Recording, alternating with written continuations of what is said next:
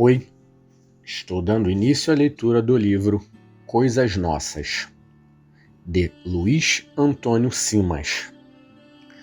Lembrando que parte do livro será publicado no canal Livro Raiz, somente para estimular o hábito de ler. Sou contra qualquer tipo de falsidade, imitação ou plágio. Apresentação. As crônicas deste livro podem ser lidas como bulas antigas de remédios fortificantes. Os textos deste livro formam uma espécie de roteiro sentimental de uma cidade que talvez nunca tenha existido, mas que certamente vive em mim. Algumas foram publicadas na coluna que mantive durante quase 2 anos no jornal O Dia. Outras circularam em site e redes sociais. Há ainda material inédito. Todas elas, de certa forma, falam a partir da fronteira entre a crônica e a história sobre a vida que acontece nas ruas, entre festas, folguedos, brincadeiras, celebrações e miudezas.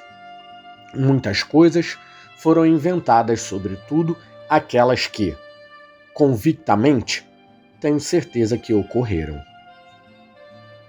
O nosso rei, Momo, o filho da noite, é um deus da mitologia grega. Em algumas versões, como em Hesíodo e Luciano Samosata, 2 sabichões das antigas, a divindade seria feminina. Chegado numa galhofa, atazanou a paciência dos outros deuses até conseguir ser expulso do Olimpo pelo próprio Zeus. Como diria minha avó, o malandro ou a malandra era fogo na roupa. Na Roma antiga, a época das Saturnálias, festa marcada como o nosso carnaval, por ritos de inversão social, escolhia-se alguém para representar Momo. O eleito dava ordens, comia, brincava e enchia a moringa. No final do furdunço, completamente de porre, o Momo da vez era sacrificado. Entre os brasileiros, a tradição de um rei Momo soberano do carnaval surgiu na década de 1930 e é carioca. Repórteres gaiatos do jornal A Noite escolheram Francisco Moraes Cardoso, um cronista de turfe, para personificar o monarca. Cardoso era um balofo clássico, apelidado, em tempos politicamente incorretos, de Chupeta do Vesúvio. Dotado de apetite insaciável, exerceu a função até 1948, quando bateu a caçoleta e o rei Momo passou a ser escolhido por concurso. Por causa de Moraes Cardoso, a imagem de Momo ligou-se, por aqui, a personagens imensos, verdadeiros cachalotes, coroados entre chuvas de serpentinas e confetes. Nos meus tempos de moleque, o concurso para Momo rolava no Largo da Carioca. Exigia-se que os candidatos, debaixo de um sol da marchinha Alalaô, devorassem quantidades inacreditáveis de frangos de padaria e travessas de macarrão. Após o regabof, era hora de mostrar o samba Silva durante o evento. Mais recentemente, em nome da saúde, algumas cidades têm escolhido soberanos magricelas, no melhor estilo Olívia Palito. Os defensores dos magros evocam ainda o fato de que, na antiguidade, Momo não era rechonchudo. Eu prefiro louvar a memória de Moraes Cardoso e o espírito galhofeiro da fusarca. Há quem se engaje na luta pela preservação da ararinha azul Eudomico-leão. Vou nessa onda e lanço uma campanha pela preservação dos reimomos gordos no carnaval, tradição criada aqui como o samba, a prontidão e outras bossas cantadas no samba do Noel. Coisa da antiga. Outro dia, ao conversar com um jovem que devia ter lá os seus 16 anos, terminei o bate-papo com uma expressão que me pareceu óbvia. Chuchu beleza. O garoto, todavia, me olhou como se eu fosse uma pintura rupestre do Parque Nacional Serra da Capivara, verdadeiro registro ambulante das origens do homem americano. Admito que eu uso mesmo algumas expressões mais fora de moda, que o sapato cavalo de aço, o terno linho S120, o corte de cabelo príncipe valente, o conga azul, o bamba branco e o quichute, calçados que marcaram a infância de muitos garotos da minha geração. Sou daqueles que ainda falam isso.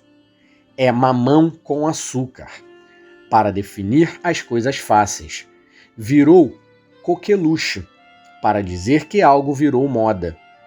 Cafundó do Judas e beleléu, como referências a um lugar distante. E passar a batata quente como o ato de jogar o problema nas mãos de outra pessoa.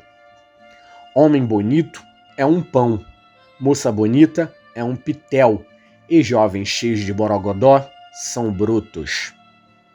Exclamo barbaridade quando me espanto, chamo minha turma de patota e costumo dizer não a alguns pedidos com a sentença inapelável, nem que a vaca tussa. As expressões hoje me parecem menos inventivas. Gosto das sonoridades da minha infância, cheia de exclamações retumbantes para definir atos simples. Lembro-me do meu avô falando do fulano, cheio dos salamaleques, que deu uma de mandrake, botou 10 no veado e ficou com a cor de burro quando foge ao ser flagrado com a boca na botija. Mas esse arrazoado serve para que eu divida com os amigos uma revelação. Lendo o dicionário da Interlândia Carioca, livro do mestre Ney Lopes sobre as coisas do O Grito de Guerra que caracterizou o jogo, é o Marraio feridor sou rei. O que eu nunca soube é que diabos significa exatamente este feridor. Pois Ney Lopes diz, para me deixar maravilhado, que uma das hipóteses para a expressão é a seguinte. Ela se refere a certo feridor, famoso estradista francês que, no século XVIII, era especialista em matar as partidas com checkmates fulminantes. Ainda que a versão não seja comprovada, como pule de 10, a simples hipótese de o francês designar um grito de guerra dos meninos que jogam bola de gude me leva a imaginar coisas do Arco da Velha. Ando até pensando em tirar as bolas de gude do fundo da gaveta para gritar as antigas. O lema que na minha infância foi mais relevante que qualquer independência ou morte. Chave de ouro. Gosto de escrever sobre carnaval no meio do ano. De certa forma, é uma maneira de curar o banzo da festa que passou e esquentar os tamborins para a que virá. Permitam-me, então, mandar o inverno às favas e falar sobre o antigo e suburbano bloco da Chave de Ouro, que durante pelo menos 30 anos foi a mais subversiva agremiação do carnaval carioca. A versão mais famosa, existem várias, sobre a criação do bloco, é fabulosa. Dizem que tudo começou por causa de um tumulto nos anos de 1940 numa sessão de cinema no Engenho de Dentro. Espectadores apavorados com um alarme de incêndio durante um filme deixaram o cinema às carreiras e, constatada a falsidade da ameaça, resolveram percorrer as ruas próximas cantando e tocando latas. Daí teria surgido a ideia de se criar um bloco na região. O que deu ao Chave de Ouro uma fama irresistível foi o fato do bloco desfilar sempre na quarta-feira de cinzas, em um período em que a Igreja Católica condenava os foliões com exortações ao inferno e a polícia reprimia o fuzuê no dia do recolhimento para a quaresma. Normalmente, o cacete comia entre os membros do bloco e os meganhas, com direito a público, louco para ver o circo pegar fogo, lotando as calçadas da rua Borja Reis para acompanhar a confusão. Há quem diga que vários foliões do bloco eram arruaceiros que paravam na cadeia durante o reinado de Momo e só eram liberados nas cinzas. Resolviam, então, brincar no Chave de Ouro para descontar os dias trancafiados no Chilindró enquanto a cidade se divertia. O líder do Chave de Ouro, Luiz Macaco, tinha a tese que a graça do bloco e o que dava a ele o apoio de centenas de foliões era exatamente o desafio aos homens da lei e da fé. Os homens do poder público cortaram um dobrado para lidar com os malucos do Chave de Ouro e não perceberam que a solução era fácil. A graça para os foliões era exatamente a subversão da ordem, o drible na proibição e o enfrentamento entre os cacetetes dos policiais e as baquetas dos bumbos. Bastou o bloco, na segunda metade dos anos de 1970, deixar de ser proibido para que a alegria murchasse e o ziriguidum perdesse o molho. O carnaval, afinal de contas, é o tempo necessário da subversão, na fresta dos dissabores do cotidiano pelas alegrias da festa. A maneira mais eficaz que conheço de reinventar, sorrindo nos infernos, a vida. Fantasias tropicais. Mando de prima uma dica para os chegados ao forró-bodó. Leiam os livros do professor Felipe Ferreira sobre o carnaval. O folião embarca na leitura e descobre coisas do Arco da Velha. Em 1862, por exemplo, uma loja da Rua do Ouvidor lançou 65 tipos de fantasias para quem quisesse sassaricar. Entre as opções, coisas como louco flamante, corsário grego, estrólogo de Madagascar, camponês da Galícia, pescador napolitano, oficial da guarda francesa, Mefistófeles, mandarim chinês, Luís XIV, índio parisiense, centurião romano, faraó, ministro de Nabucodonosor, tuareg e homem das cavernas. Fico a imaginar que diabos seria um louco flamante, algo como um doido incendiário, e chego a sentir o suor escorrer pelo sovaco ao pensar em um traje a Luís XIV na canícula Tupiniquim. Faço, por isso, uma confissão incorreta, daquelas que o sujeito só deveria fazer morto, ao médium de mesa. Quando ouço falar em verão do aquecimento global, ignoro o destino do urso polar e me comovo com o drama do folião fantasiado. Ao menos as escolas de samba minoraram isso, dividindo o desfile. Não temos mais aquela maluquice do baticum ao sol do meio-dia, com baianas desmaiando e passistas desidratadas. O folião de rua precisa se adaptar às alterações climáticas. Contribuo sugerindo fantasias para o sururu no calorão.